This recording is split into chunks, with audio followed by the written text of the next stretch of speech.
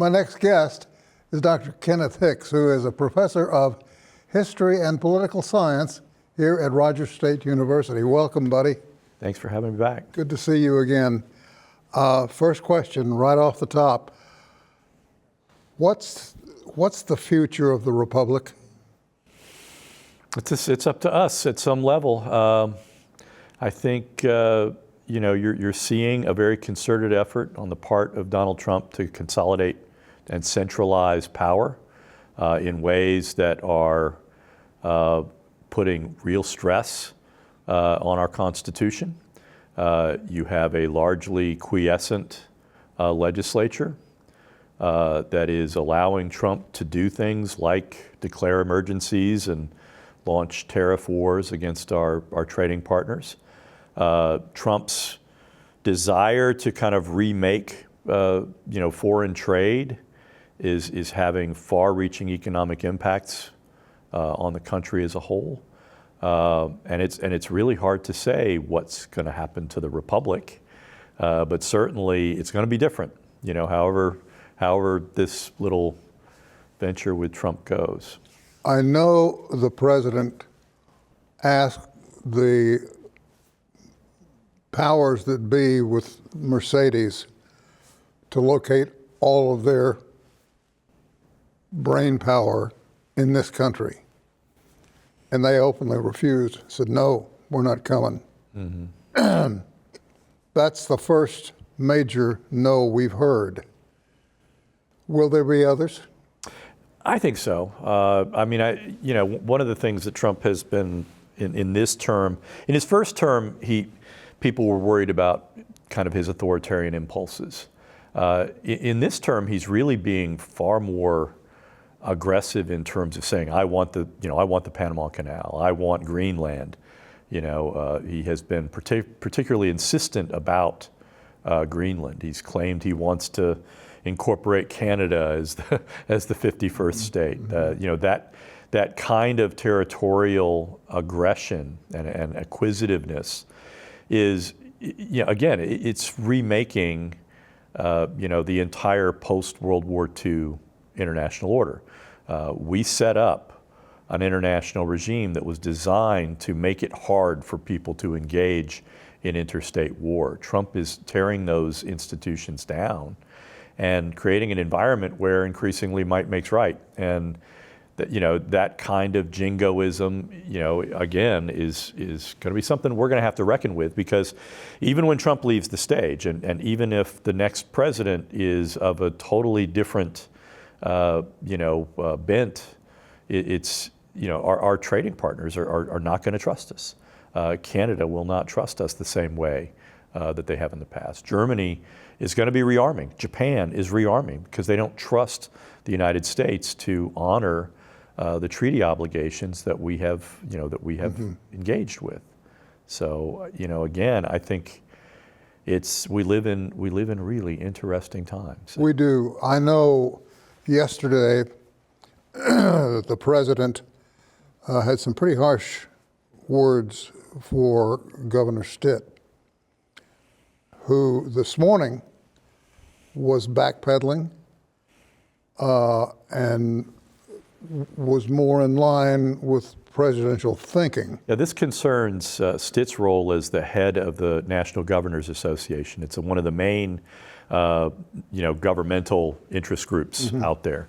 And Trump appeared to be intent on inviting Republican governors, but excluding Democratic governors. And that has always historically been a very bipartisan organization. And the vice chair of the NRA, or the NGA, Wes Moore of Maryland, basically said, well, if Democratic governors are not going, then the NGA is not going. And Stitt appeared to agree with him at first. Then it's one of these typical contretemps where Trump is trying to bully people. And the only question is, to what extent are people going to be willing to accede to his will? I don't know. You've been an instructor for several years. Since '99. In your lifetime, do you ever recall seeing the kind of changes and the kind of, and I'll use the word fear, that seems to be hovering over this country? Yeah, I don't think Washington, D.C. has ever been as afraid of one man since the time of Andrew Jackson. And the fear with Andrew Jackson was much more directly interpersonal. They were afraid he would shoot them. With Trump, the thing that scares most Republicans about Trump is that they can read a poll and they know that his approval ratings in their districts and their states is higher than theirs. And that gives him a power over the Republican Party. He's effectively executed a hostile takeover of the Republican Party. And again, the question is, we've got an 80-something-year-old man now who is wielding an enormous amount of authority, engaged in a job that most people believe is incredibly strenuous. And the question is, how long is his hold over the Republican Party going to last? He's engaged in some missteps that have cost him and cost the party pretty significantly. The most recent, the video that he showed that was, most people agree, was just egregiously racist, in which he had the Obamas depicted as monkeys. He's tried to voice that off as, oh, that was a staffer, but at the same time, those kinds of missteps are costing him, and the cost of living that he hasn't really addressed very effectively is costing him with independent voters. Republicans made significant inroads in 2024 with certain minorities, especially with Black and Latino men. I think those gains have been lost. His approval rating among Republicans is normally in the mid-90s. It's in the 80s now.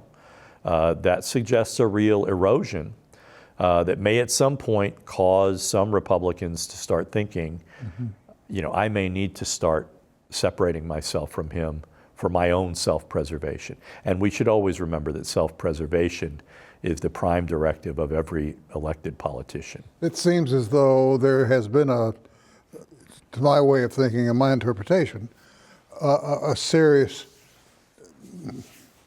shift in voter support for the president and for his theories. And with an eye toward another 3 years, it's almost a case of, oh my Lord, what's coming next? And now he floated the possibility yesterday of a church tax where you could lose your 501c3 tax-exempt status if you spoke from the pulpit against anything that he supports. And I'm going, whoa. Yeah, that's really hitting pretty close to home. The evangelical community is probably the least likely to get that kind of preaching from the pulpit. At the same time, they're also the most sensitive to their tax-exempt status. And so I honestly believe right now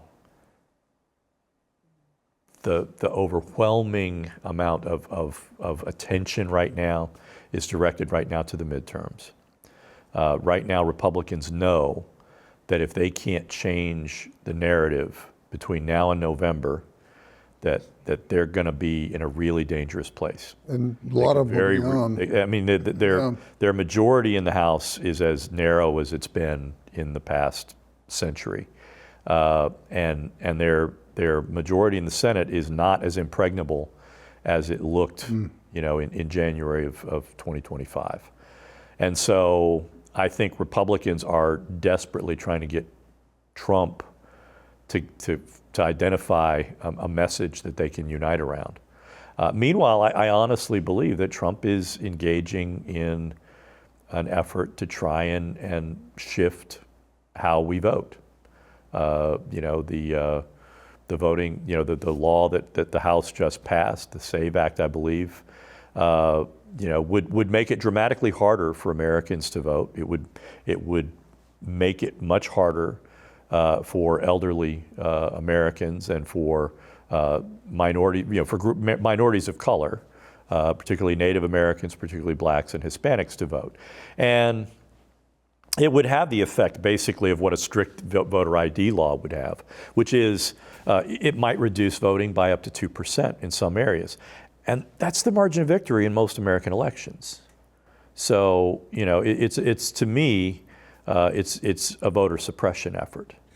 We're going to take a short break. When we come back, I want to hear what your thoughts are on the fellow in New York that just came out of nowhere and won an election. And at first, it appeared he and the president would not get along. They had their meetings. They both seem to be buddies. Want to know where this is headed. We'll hear that right after this.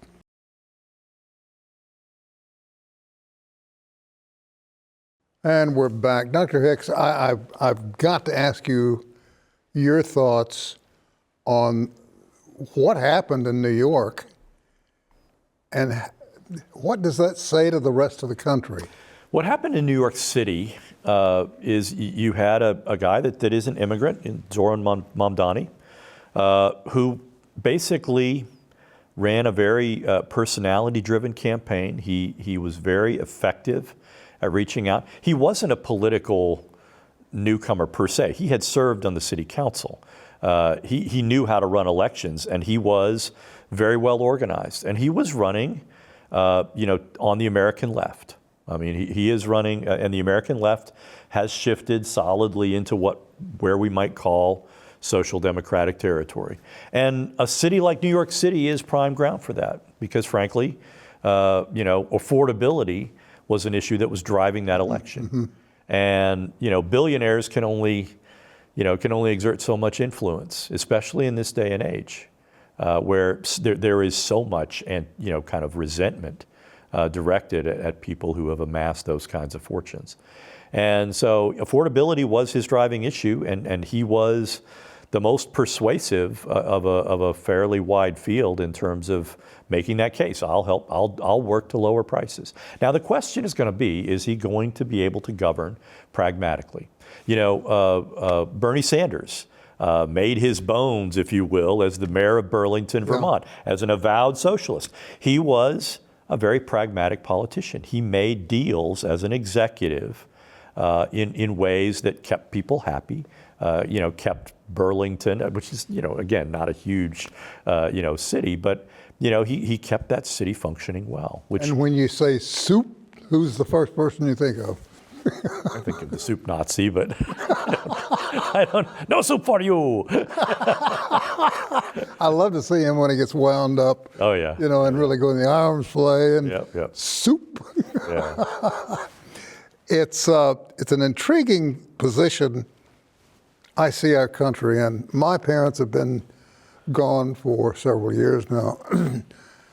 Gosh, I wish I could ask my dad and mom, what would you think of what's going on if this were happening in your lifetime? Because they grew up, Dad was in World War II, as most folks my age. Father fought, uncle fought in World War II. Totally different situation. I just get the feeling that there's something out there that we need to be watching. We're not. I think this period seems a lot like the 1960s in that there is an enormous amount of change. The normal mode of politics, where the positions are all dug in, and what a Democrat thinks and what a Republican thinks. We're looking at a much more broken field politically, mm-hmm. And it's hard to say how things are going to shape out because we don't know what's going to happen economically in the long term. How is AI going to shape our economy? We know for sure it's going to take a lot of jobs. What are we going to do with all that labor that is going to be just sitting around? Are we going to put that labor to some kind of use that, to me, politics, when it works, is about maximizing the amount of human dignity you can distribute, right? If people feel, you know, the thing that was most great that built America's middle class was that sense you can have a home, you'll have a work, you'll work hard, it will be meaningful work, and you'll come home to a house. Your kids will be able to be educated. They'll be able to do better than you. That, you know, that was the dignity that made, you know, the post-World War II era That's gone. what it was. And it's not the place, you know, yeah, we don't live in that same era. We have enormous challenges. And you know, I frankly don't look to the scions of Silicon Valley for answers to that question. They have gadgets that they can just divert us with. They don't seem to have answers as to how do you help, you know, an 18-year-old Oklahoman lead a dignified life. It looks to me like, too, we're going to see fewer restrictions on drilling, where to drill for oil. We're going to see less restrictions on air pollution. Yeah. We've got all these things. Until it starts killing people. Yeah. Yeah. And then will it make a difference? Well, hopefully. It depends on how well dug in our political and economic elites are to withstand this. I mean, look at what's happened with the Epstein, you know, affair. Mm-hmm. Right now, there is one person in jail as a result of the worst pedophile, rapist in American history. This man probably raped over 1,000 underage girls and facilitated the human trafficking into this country from Russia and other countries of dozens to perhaps hundreds of underage girls to be abused by other men, apparently. And we still don't know the full scope of that. And yet, you have an administration that is, as Pam Bondi's testimony yesterday in front of the House Judiciary Committee demonstrates, they're not prepared to be fulsome in terms of what they know. And I remember about that when situation. she said, "I've got it sitting on my desk. I'm going to review it." You can't have something that large on your desk. No, there were probably 7 million documents related to Jeffrey Epstein. And so, no, she didn't have it on her desk. And she clearly is intent on protecting Donald Trump, because Donald Trump is mentioned quite a bit in the Epstein documents. He had a close relationship with Jeffrey Epstein for a very long time. I'm not saying that there's any evidence that Donald Trump committed any crimes. I am saying he was close friends with him.